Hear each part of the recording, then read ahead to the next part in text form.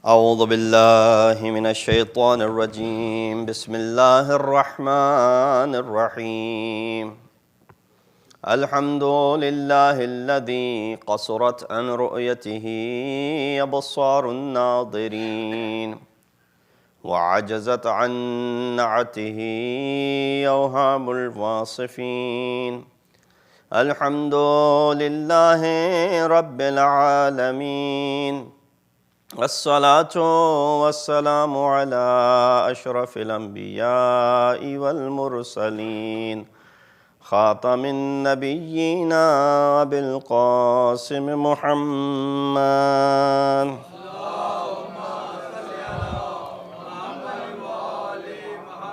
وأهل بيته الطيبين الطاهرين المعصومين الذين أذهب الله عنهم الرجس وطهرهم تطهيرا.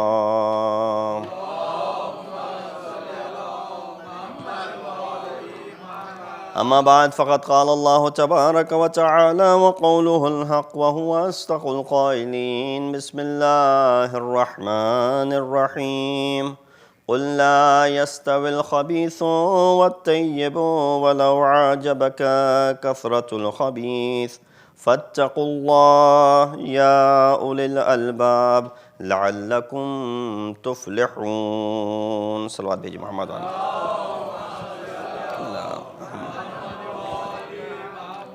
السلام عليكم ورحمة الله وبركاته. The discussions that we had from the very beginning of the month of Muharram al-Haram is coming to conclusion, and I wanted to bring it to some sort of natija and a conclusion in this, if this is the last majlis, I don't know if it is, maybe tomorrow is.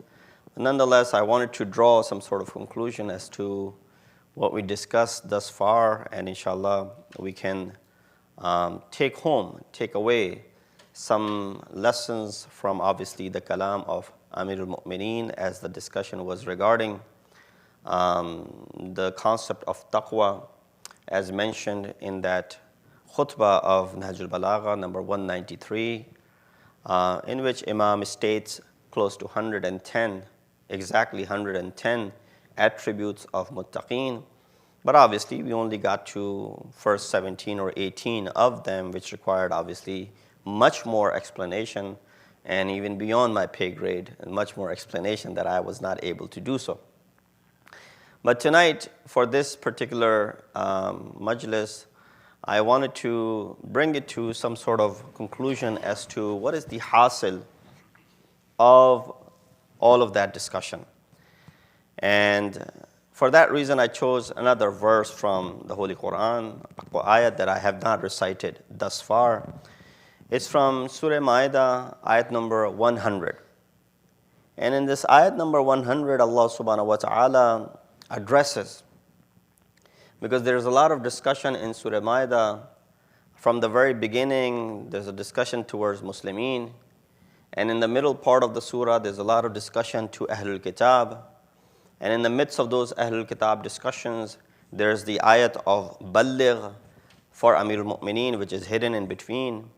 And then the discussion then turns to Muslimin again, and towards the end, the entire discussion from ayat number 109 till the end is all about Ahlul Kitab and Christians in particular.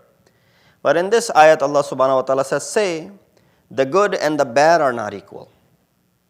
La yastawi al-khabithu wat-tayyib. So Allah subhanahu wa ta'ala compares these two, the word khabith and the word tayyib. Now obviously we also have the word khabith in Urdu, but that's a different connotation maybe, and sometimes could be used as, to curse at someone, to use that word. But in Quran, obviously it's coming from khubuth, which is, itself considers to be one of the defects. And therefore Allah subhanahu wa ta'ala uses the word la yastawi al-khabithu wat-tayyib. And the word that is being used in front of khabith tells you that what it stands for. The word tayyib means the one who's pure and tahir. So therefore, anything that comes in front of tahir is khabith. And that's why we have hadas and khabath and khubuth when it comes to the taharat and the concept of taharat, the one by which you can relieve by performing the wudu, you can get into taharat. The other requires for you to perform ghusl to become tahir. So Allah says, that which is bad and that which is impure and that which is pure are not equal. وَلَوْ عَاجَبَكَ كَثْرَةُ الْخَبِيثِ. Even though majority and the abundance of bad may amaze you. It is possible that many people are amazed by that which is impure. That which is, according to the ayat of Quran, khabith. By looking at it, being fond of it, and it is attractive to you. Although in the eyes of Allah subhanahu wa ta'ala, that is something which is standing in front of that which is tahir and that which is pure. And right after mentioning that these two things cannot be compared with, these two things are not equal to one another. La yastawil khabith wa tayyib. Even though majority and abundance of it may attract you and may amaze you, Allah subhanahu wa ta'ala says, fattaqullah. Beware of Allah, be God wary, adopt the piety and the taqwa of Allah subhanahu wa ta'ala. Ya ulil albab. O those who are the possessors of intellect. Discussion is that Allah subhanahu wa ta'ala is telling those who are the possessors of intellect, those who are aqil, in the beginning are being addressed to go ahead and adopt the taqwa of Allah subhanahu wa ta'ala. لَعَلَّكُمْ تُفْلِحُونَ. So that you may be felicitous, you may be successful, and falah may come to your doorstep. If you want to summarize the entire discussion that we had, in reality, taqwa is in the wilayat of Amirul Mu'mineen, in the hub of Amirul Mu'mineen, and the ishq of Amirul Mu'mineen. That's where taqwa lies. A person could not be a muhib, could not be an ashiq, could not believe in the wilayat if that person was not muttaqin. Because need I remind you, one of the titles of Amirul Mu'mineen is what? Imamul Muttaqin. He's also called Amirul Mu'mineen. He's also called Khalifatul Muslimin. And he's also called Imamul Muttaqin. There were many who stole the title of Amirul Mu'mineen, right? There were many caliphs of Banu Umayyah and Banu Abbas who called themselves to be what? Amirul Mu'mineen. You have the discussions. Imam Malik is present and Mansur Dawaniqi walks into the masjid of the Holy Prophet and he starts reciting and making dua out loud. Imam Malik says to him, Ya Amir al-Mu'mineen, La tarfa'u aswatakum fawqa sawtin nabi. O Amir al-Mu'mineen. So the Khalifatul Muslimin, or the person who's the ruler of the time, was normally referred to as Amirul Mu'mineen. So they stole that title. Also they stole the title of Khalifatul Muslimin. In reality, Ali ibn Abi Talib is Khalifatul Muslimin. Even the Imams refrained from referring to themselves as Amirul Mu'mineen. Although they were what? They were Umara of Mu'mineen. They were Amirul Mu'mineen. And they were Khalifatul Muslimin. They refrained from it. But some individuals from Banu Umayyah and Banu Abbas, they stole this title. But no one had dared to steal the title of what? Imamul Muttaqin.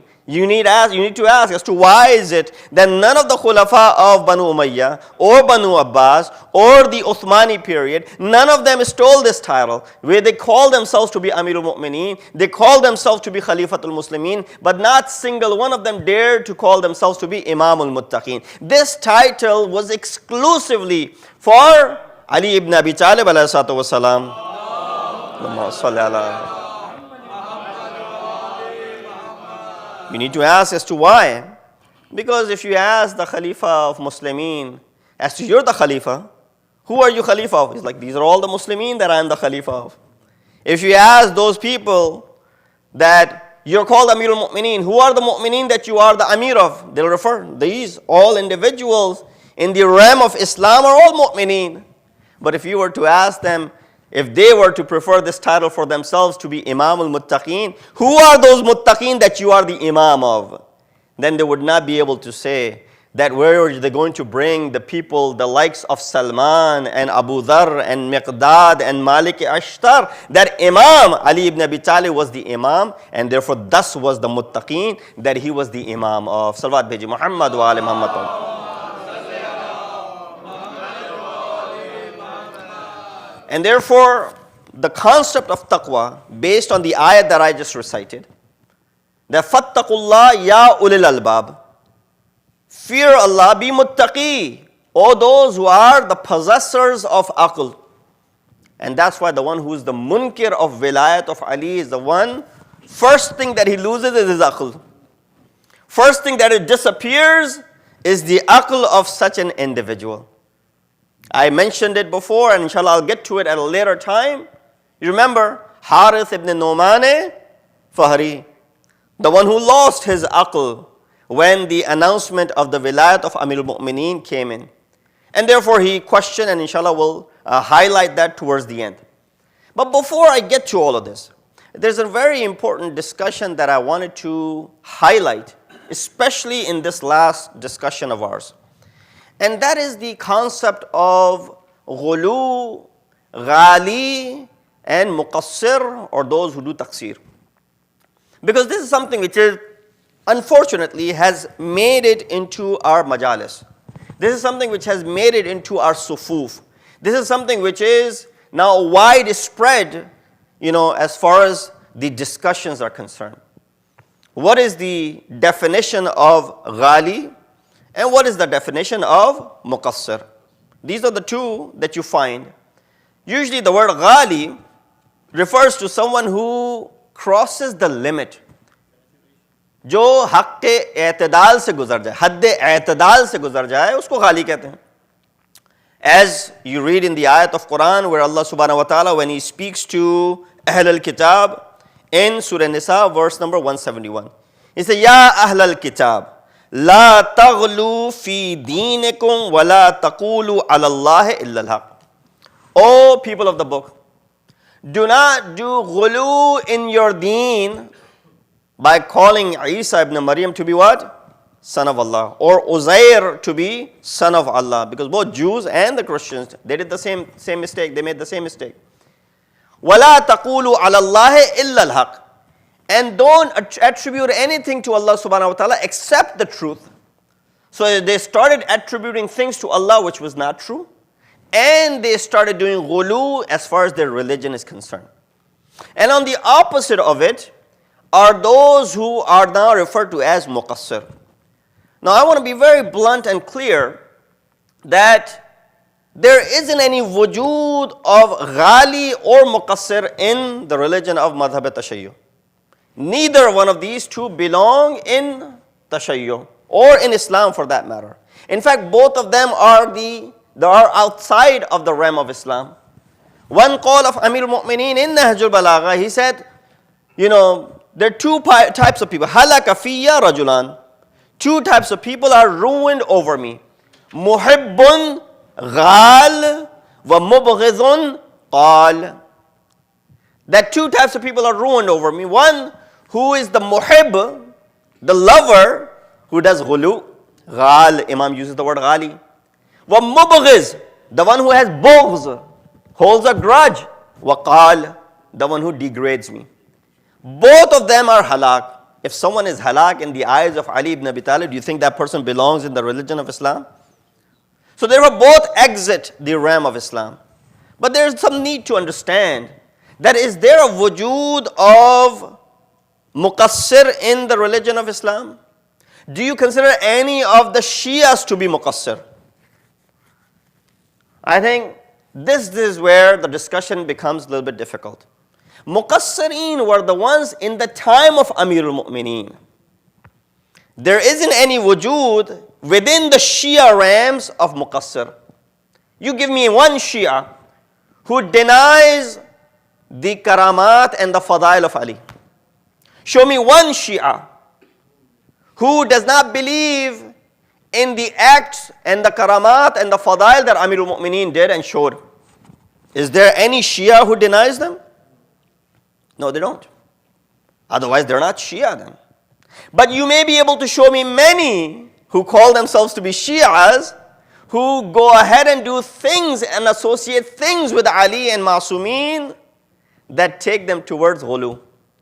If that was not the case, Allama Majlisi would not have narrated 100 riwayat from Masumeen regarding ghali. But you don't find similar amount regarding muqassireen. Now I'm not defending anyone. Both of them are condemned. But muqassir does not have any, you don't have any ma bizai, any, there's no wujud khariji of muqassir within the Shia realm.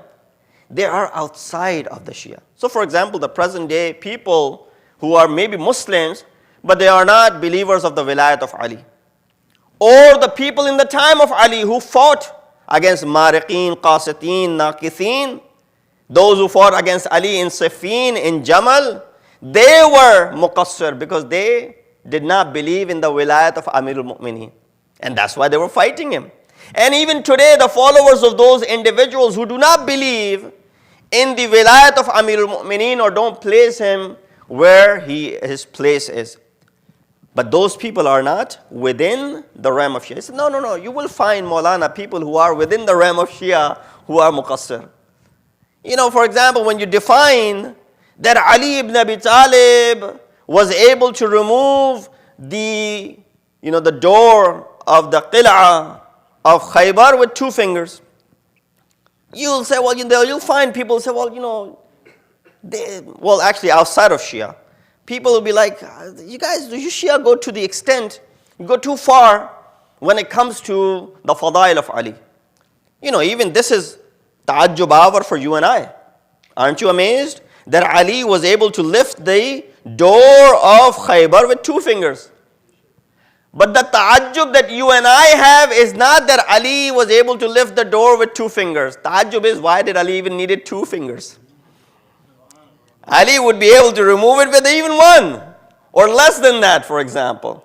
Because he himself declared when he was asked afterwards that I did not do it with qudratin jismaniya. This was not done with my bodily qudrat. Rather, it was done with the qudrat rabbaniya that I was given by Allah subhanahu wa ta'ala. Allahumma salli ala.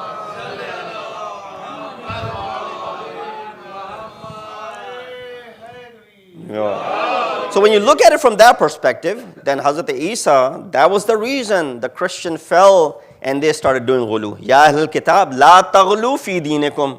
That Allah had to reveal an ayah calling them out, saying, don't do ghulu, because they saw Hazrat Isa do what? Knock, and the person who was dead will come back to life again. Person who had these illnesses, which today we don't have any cure for, he was able to cure back then. So they were amazed with what Hazrat Isa was able to do. Bringing someone dead back to life is, act as a godly act. So right away they started disputing and they started saying, well, he must be God. So right away Allah subhanahu wa ta'ala condemned. Similarly, today would be the same thing. But you will find, again, I'll repeat this word, that there isn't anyone who's muqassir amongst the Shia, because nobody declines on the fadail and the karamat of Ma'sumin. But amongst the Shia, you will find those who do ghulu and they go to an extent. And that's why we have the nadariya of Ma'sumin, in regards to what do they do ghulu in. Allama Majlisi, in this Biharul Anwar, he narrates and he counts a few things which lead to a ghulu of an individual. That makes him a ghali. Number 1, he says they believe in the divinity and that deity of Prophet and Imams. That now Allah has retired and everything is in the hands of Ma'sumin. That means Allah is non-existent. He created them, and even some people sitting on this same member, not here member of Baitul Qayem, but sitting on the member of Rasul, and they said that Allah is the Rabb of Ahlul Bayt, and the Ahlul Bayt are Rabbul Alameen. That Allah created Ahlul Bayt, and then Ahlul Bayt are Rabbul Alameen. So these sort of afkar are found in our majalis, unfortunately. So that's one thing that Allama Majlisi narrates in his book. He says they believe in the divinity of Prophet and Imams. Number 2, they consider Imams partners in the khaliqiyyat and the raziqiyyat of Allah subhanahu wa ta'ala. That directly Ma'sumin give us khilqat and rizq. That they are shared partners with Allah subhanahu wa ta'ala in creation and in providing sustenance. While our belief is that no, Ma'sumin, they provide with the idhn of Allah subhanahu wa ta'ala. Similar to how Hazrat Isa says, after every act that he performed, I bring people back to life again, bi-idhnillah. I cure the leper, bi-idhnillah. I do this, bi-idhnillah. Bi-idhnillah, bi-idhnillah. So that's the same thing with Masumeen. That they're able to do what Hazrat Isa was able to do beyond what Hazrat Isa was able to do. And I'll prove you that the status of Masumeen, and in particular Amirul Mu'mineen, is above the status of all of the Anbiya except the Holy Prophet Hazrat Muhammad Mustafa sallallahu alayhi wa sallam.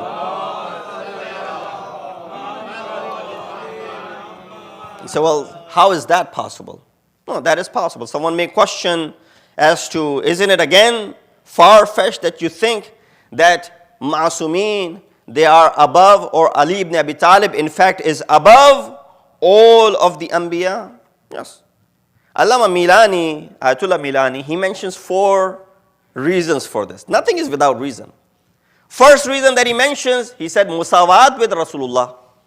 The ayat of Quran which calls Ali to be what? Anfus, and the nafs of Rasul. When Rasul is above all, then the nafs of Rasul is also above all. Second example that he gives, he says, because of the tashbih that Ali has with all of the Anbiya. Have you not heard the hadith of the Holy Prophet in which he says that if you wanted to, man kana, when he says man or an yandura ila Adam, man kana, man arada an yandura ila Adam wa ilmihi.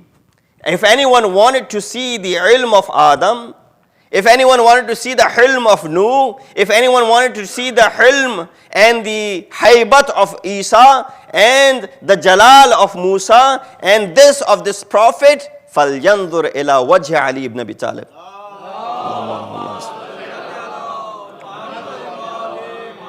Look no further. Look at the face of Ali ibn Abi Talib and you'll find all the sifat of Anbiya combined in him.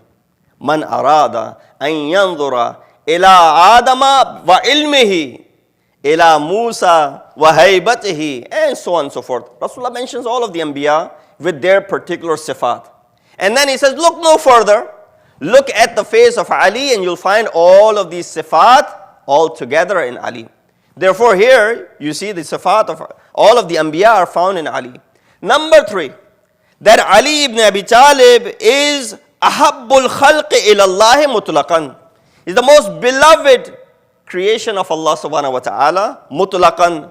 What is the proof of that? One day, Anas ibn Malik, he says that I was the khadim of Rasulullah, and there was a bird was brought, chicken or some bird was brought, and I prepared it for the Holy Prophet. It was, for example, it was grilled chicken or something that was brought, and I prepared it for the Holy Prophet.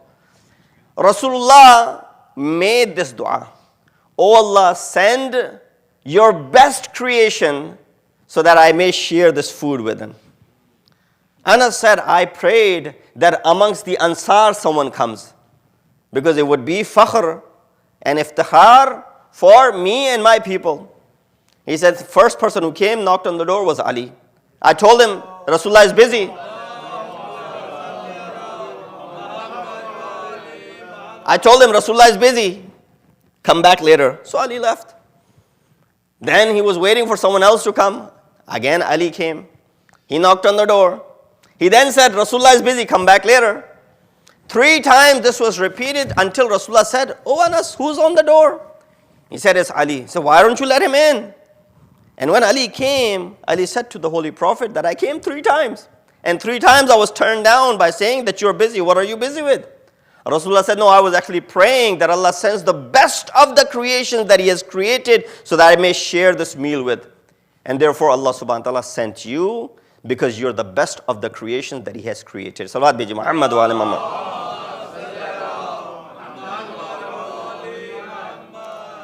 Rasulullah said to Anas, why did you do that? He said, I wanted one of my own people to come. But it was the mashiat of Allah subhanahu wa ta'ala that He was persistent in sending Ali because of the dua that you had made. No one else could have showed up on the door of Rasulullah, the door upon which people were constantly coming. But because the dua was made in such a way, no one else was destined to come except Ali. This is the third wajh that he says. And the fourth wajh, fourth reason that he says that all of the ma'asumeen are above, he says, Salatu Isa ibn Maryam khalf al-Mahdi. Salawatullah alayhi salamu. Nobody doubts on the fact that when Imam Zamana will reappear and Hazrat Isa will come back as well, who will be leading the prayer? Imam Zamana will be leading the prayer. The one who is more, the one who's senior. You have even seen it in amongst the ulama. There's the one who's senior who gets to lead the prayer. Then when Hazrat Isa will be behind Imam Zamana, then how do you think that the Nabi of Allah is afdal, or the Imam of the time would be fadil, would have more fadila? Salawat biji Muhammad wa ali Muhammad.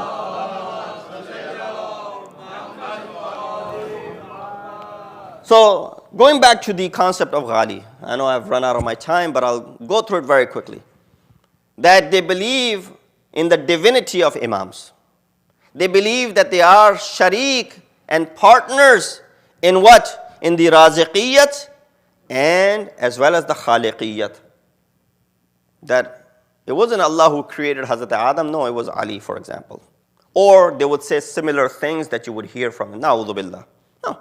Khaliqiyat is in the hands of Allah subhanahu wa ta'ala. Raziqiyat is in the hands of Allah subhanahu wa ta'ala.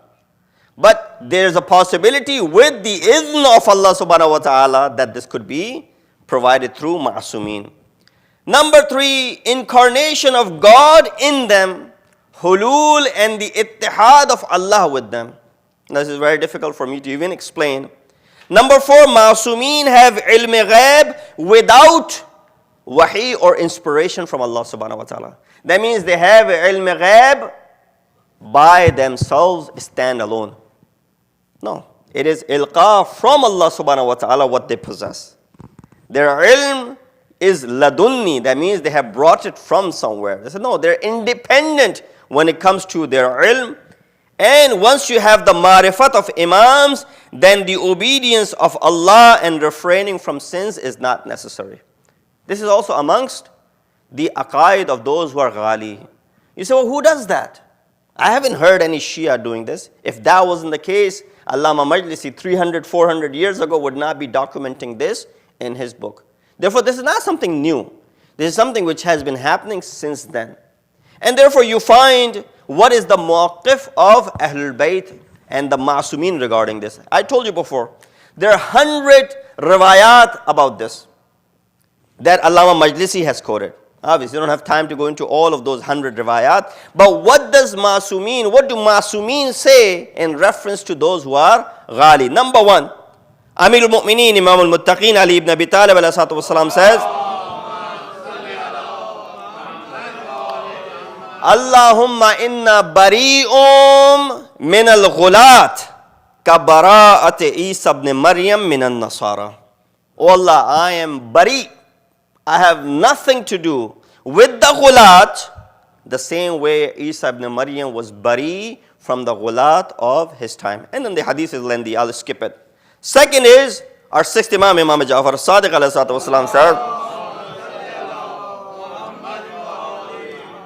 and I think this is more relevant to you and I, that what is our duty in front of such, speakers.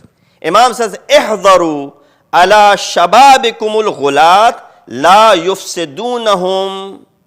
Be careful regarding ghulat, those who do ghulu about us, so that they don't, corrupt the aqaid of your shabab. They don't corrupt the aqaid of your youth, because it's easy to go ahead and corrupt the aqaid of the youth by saying these sort of things. And then Imam said, فَإِنَّ الْغُلَاتِ شَرُّ خَلْقِ اللَّهِ. Ghulat are the worst of the creations of Allah subhanahu wa ta'ala. يُصَغِّرُونَ عَظُمَةَ اللَّهِ. They diminish or they lower the azumat of Allah subhanahu wa ta'ala. وَيَدْعُونَ الرُّبُوبِيَّةَ لِعِبَادِ اللَّهِ. And they claim rububiyat for the servants and the creations of Allah subhanahu wa ta'ala. Imam hit it where it has to be done. That be careful about these people, especially regarding your shabab, especially regarding your youth, because it is easy to go ahead and corrupt their aqaid. You are strong because you have not heard these things, or if you do hear these things, you're able to discern between right and wrong. But this is where youth will not be able to discern. Therefore, make sure that you keep your youth away from such aqaid to be understood. Last, and this is again something which gives us what is our duty in reference to these who are ghali. Imam says, La tuqa'iduhum wa la tu'akiluhum wa la tusharibuhum wa la tusafihuhum wa la tu'arithuhum. 5 things Imam mentioned. He said, don't sit with these individuals, don't eat with them, don't drink with them, don't shake hands with them, and don't even take wirathat from such individuals. That's how bad they are, and that's how Masumin have condemned those who are ghali. What did Masumin say about themselves? Masumin themselves, Amirul Mu'mineen, when he was asked this question, he said, Nazzaluna fir rububiyya faqulu fina ma shi'tum. Bring us below the rububiyyat of Allah subhanahu wa ta'ala, then say about us whatever it is that you want to say. You don't know our had. Thus, as long as you keep us below the rububiyyat of Allah subhanahu wa ta'ala, then whatever it is that you want to say about us, go ahead and say about us. Nahnu an-numraqatul wusta. We are that middle cushion. Numruqa is cushion. You know, like a cushion you put behind or you sit down. Nahnu numruqatul wusta. The one who has left behind, muqassir, he will come and he will be mulhaq with us. The one who has exceeded and become ghali, they will also come back to us as well. He said, this is what we are. Nazzaluna fir rububiyyah. Bring us down from the rububiyyat if you have taken us over there. But then after that, qulu ma shi'tum fina. Say about us whatever it is that you want to say about us. I want to take you back to the ayat that I had recited initially, that hal yastawil khabith wat tayyib. And then Allah subhanahu wa ta'ala, fattaqu ya ulil albab. Have the fear of Allah, O those who are the possessor of aql. Because the first thing that leaves when it comes to the wilayat and the karamat of Amirul Mu'mineen is aql. And that's what happened to that man, Harith ibn Nu'man Fahri. That as soon as Rasulullah announced, when the ayat was revealed, Ya ayyuhar Rasul, balligh ma unzila ilayka min rabbik. O Prophet, explain what has been revealed to you. And if lam taf'al fama ballaghta risalata. He came and he said, Oh Rasulullah, you told us about Tawheed, we followed. You told us about Qayamat, Risalat, we followed. You told us about the Wajibat, Muharramat, we believed you. Where did you bring this from? Is this from you or is this from Allah subhanahu wa ta'ala? No, the challenge that he's presenting to the Holy Prophet. And Allah subhanahu wa ta'ala says, Wallahu ya'asimuka minan nas. Allah subhanahu wa ta'ala will protect you from whom? From the people. My question is, when Rasulullah was delivering Tawheed, Risalat, Qayamat, Wajibat, when he was amongst the kuffar, the unbelievers, the mushrikeen, those who were idol worshippers, was he not more in need of Wallahu ya'asimuka minan nas? Or is he in more of a need when he's amongst, in Ghadir Khum, amongst all of the Muslims, mu'mineen if you want to call them, those who are the companions and those who just perform Hajj with Rasulullah? He needs more help now? He needs protection now? Didn't he need more protection over there? The response is that when Rasulullah called for Dawat Zul Ashira, there was a person who raised his hand. And during the life of Rasulullah, there was a person by the name Abu Talib ﷺ who helped Rasulullah. So Allah will send Tawheed or Rasul go propagate.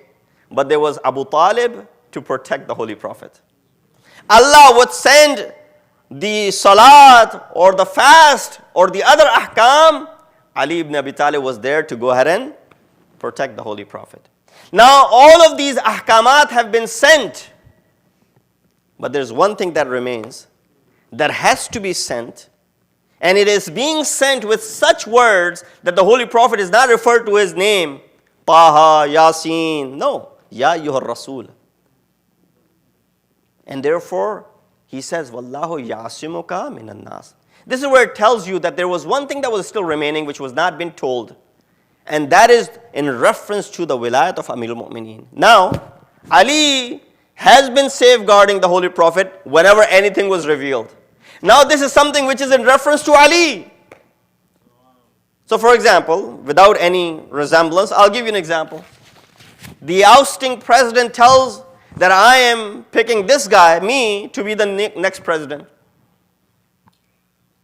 Now, I need support from whom? From everyone else. But he said, no, this man will support himself. No, it doesn't work that way. This mas'ala of the wilayat of Ali was about Ali. Ali protected when namaz, when hajj, when other things were revealed. You don't expect Ali to be protecting when the wilayat of his is being claimed. He comes and he says, yes, it is my wilayat and I'm going to protect. This is where Allah subhanahu wa ta'ala said, Wallahu ya'asimuka minan nas. That when it comes to all the ahkamat, Ali was there to protect, Rasulullah was delivering. But now when it comes to the wilayat of Ali, Allah subhanahu wa ta'ala is going to protect. Because you don't expect Ali ibn Abi Talib to be protecting whatever is being revealed regarding himself. And therefore this is very easy for us to understand from the aspect of the words that Allah subhanahu wa ta'ala has used in this ayat. Wallahu ya'asimuka minan nas. That Allah subhanahu wa ta'ala will protect you from the shar of the people. You know, when you need to stay away from sins, guna, one of the things that can keep you away from guna is what? Namaz. Because what does it say? Inna salat tanha anil fahsha'i wal munkar. If you want to stay away from guna, you can fast. Wasta'inu bis sabr was salat. Seek assistance from sabr and salat. So the guna you can stay away from by following these wajibat. But whenever it comes to the shar of shaitan, it is only with taking refuge in Allah subhanahu wa ta'ala. You say, A'udhu billahi minash shaitan ar-rajim. You don't say, A'udhu, for example, someone else or something else, minash shaitan ar-rajim. Whenever it comes to protection from shaitan, you seek refuge from Allah subhanahu wa ta'ala. This is also the point where there were some shayateen that has to be protected. Therefore, Allah subhanahu wa ta'ala says, I will protect. You don't have to worry about it, O Prophet. You just go ahead and do tabligh, and I will take care of the protection. Salawat biji Muhammad wa ala Muhammad.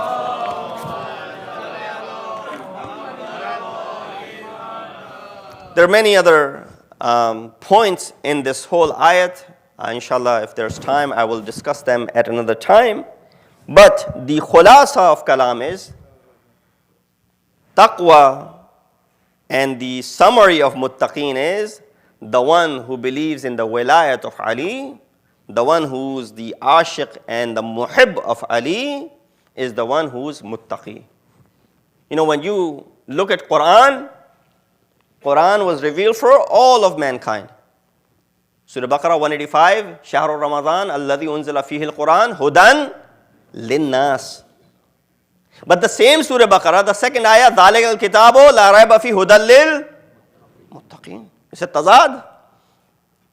Within the same surah, once it says for nas, once it says for muttaqeen. He said, no, it's for everyone. But only those who are muttaqeen will be able to utilize it. Similarly, Imam is for everyone. But those who are muttaqeen will be his true followers. You know how it says regarding Quran that you have to perform wudu. La yamassuhu illal mutahharun. Quran cannot be touched with the physical purification. You cannot follow and have the belief in the wilayat of Ali without the internal purification. Without the internal purification, you cannot be the follower of Ma'sumin and believe in the wilayat of Ali ibn Abi Talib alayhi salatu wassalam.